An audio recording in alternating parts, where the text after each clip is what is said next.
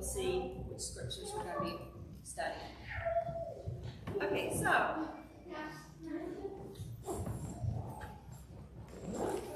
just to recap for those who weren't here, we've been studying, it's going to be the Lord's Supper.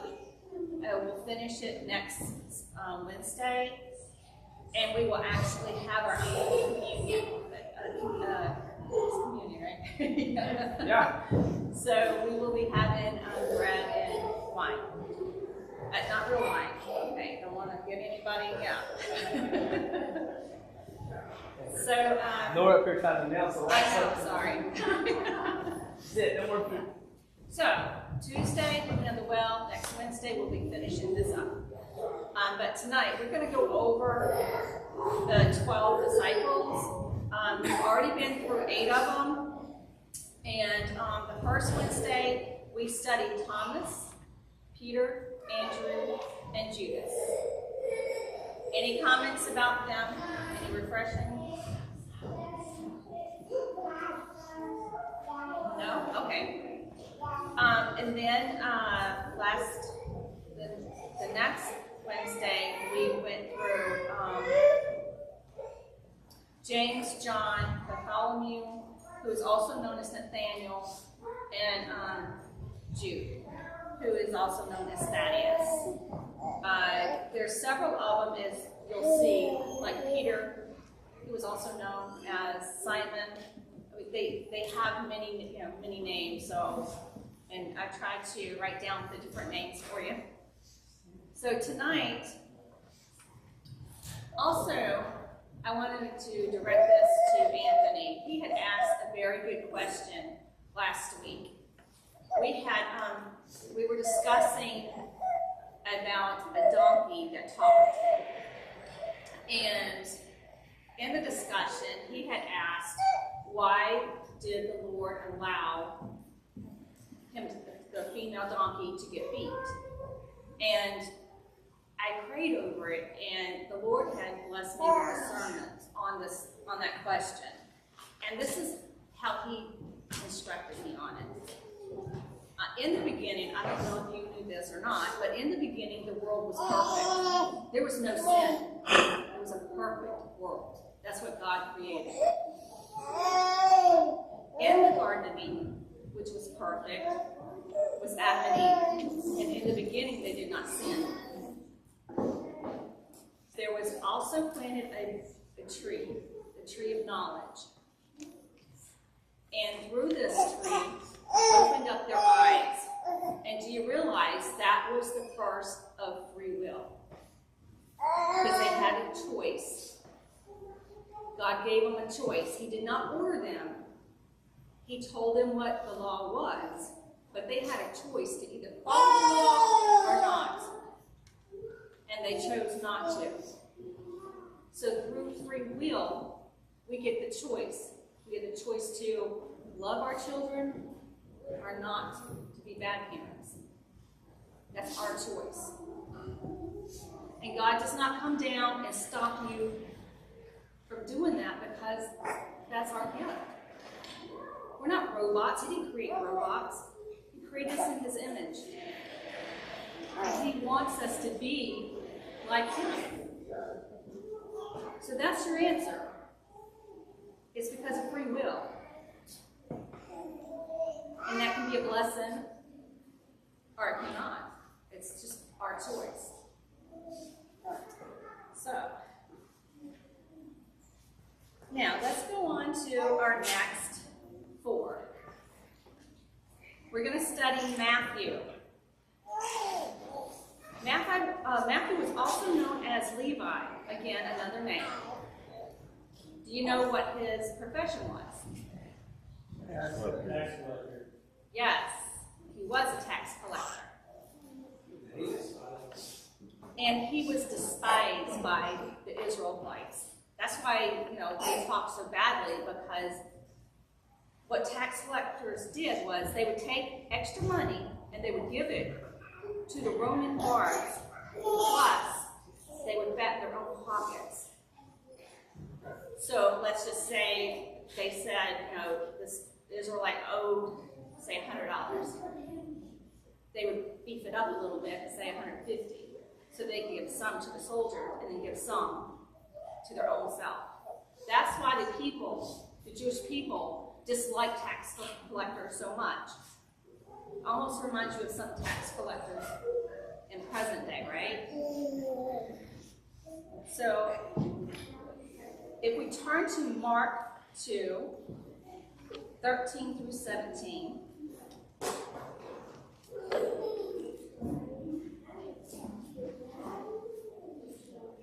And who can I get to read that? This will tell you about Matthew.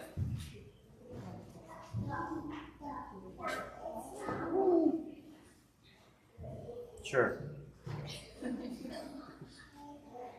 Jesus went out again beside the sea. The whole crowd was coming to him, and he was teaching them. Then passing by, he saw Levi, the son of Alphaeus, sitting at the toll booth. And he said to him, "Follow me." And he got up and followed him. While he was reclining at the table in Levi's house, many tax collectors and sinners were eating with Jesus and his disciples, for there were many who were following him. When the scribes, who were Pharisees, saw that he was eating with sinners and tax collectors, they asked his disciples, "Why does he eat with the tax collectors and sinners?" When Jesus heard this, he told them, "It is not those who are well who need a doctor, but those who are sick. I didn't come to call the righteous, but sinners." So, I find it amazing, though, that he went to choose a sinner, a tax collector, one that was despised. This is the one he chose to go to lead others to everlasting life. And it says here, "I did not come to call." So he's calling them to be leaders, to be ambassadors, to reach out to others, to share the word. It's the call, and that's what you have. You each have a call. Also, I had told the others that were here, I want you to think about the disciples when we finish. And next Wednesday, I want you to think about what seat you would sit in. Which disciple would represent you? Because we each have a connection to these 12 people. And we don't sometimes see that. And I'll go ahead and tell you, mine's Peter. Peter was hot-tempered. He did many things, but he also was loved by Jesus. And he went on to lead many to the Lord. But I relate a lot to Peter. So, but back to Matthew. And most of us could probably, I think, if we really stopped and thought about it, I think we probably have some of each of them in us. Yeah. Of course, Peter, I definitely can relate to Peter. Yeah. But yeah, I think we've all got a little bit of each one of us. Yeah. So, now, reflecting on this, what we just read, any comments, any questions? I mean, this is Matthew. He was a tax collector. Now, Jesus is in there sitting, and he has his friends there, Matthew does, who are other tax collectors. And I don't know how these Pharisees, joined the group, because, they asked, why is he sitting in there with them? But, and I think Jesus gave a very good answer. I think the Lord, he sits with sinners, or where would we be? He wanted to show, he by doing that, he showed the world that he was coming for those that the rest of the world had cast out and didn't want anything to do with. He came and showed us that it doesn't matter what you've done, when you get in his presence and you walk with him, you get to leave all that behind.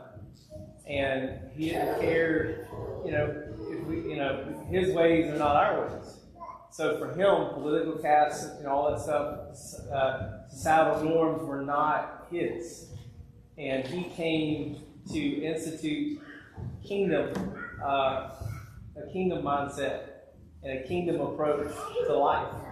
And by doing that, he showed everybody that he was there for the worst of the worst and the best of the best and everything in between.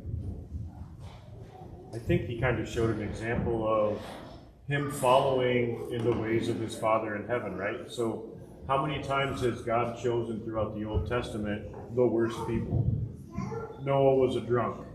David was an adulteress. Moses was a murderer.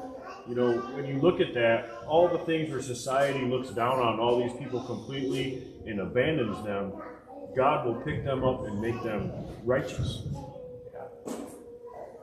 We can see that also in today. We've had pastors that come here to visit and that had preached for us that had amazing testimonies. They were drug addicts. They were dealers. That's who Jesus called. And why not? Who are they going to reach? They're going to reach the drug addicts. They're going to reach the drug dealers. Because they can connect with them. Whereas someone like me, or you, we don't have that familiar. So it's a blessing that he does reach out and he does bring those people up to the calling. Okay, let me hear from some females. I always hear from these two. Every now and then Allison will chime in. So let's hear something from some females. Any comments about Matthew and tax collecting? I really like where Jesus said, I think he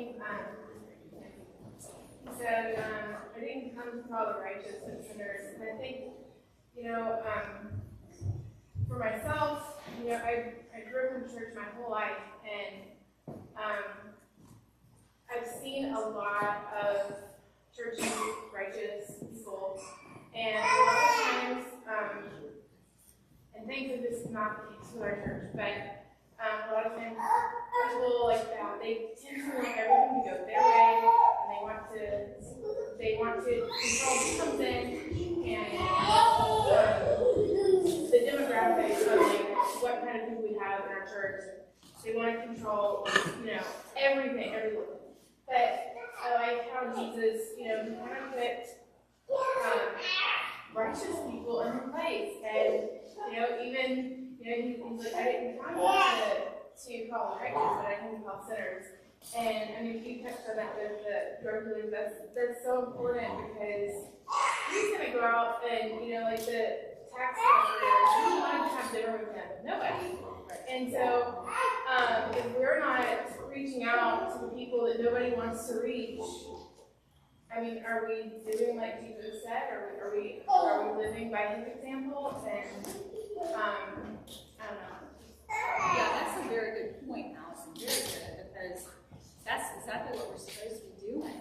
And there, Jesus refers to that as hypocrites, because there are people out there that think they're so righteous that they're above those sinners, those that need them. They close their doors to them. And that's not right. That's not what Jesus taught us. Right here, he was sitting at the table, sitting back relaxing and talking. How else is he going to reach them? To stand out there and show judgment on them? And he's the only one that really could have done that, but he didn't. He sat down and talked to them and shared the word with them. So we can really learn a lot from that. All right, any more about Matthew? Nope. So we're going to go on now to James. Now we already read about one James, but there's two James. And this James, scholars refer to him as he could be Jesus' brother. His mother was Mary, And if you read in the scripture, you'll see that Mary had more sons.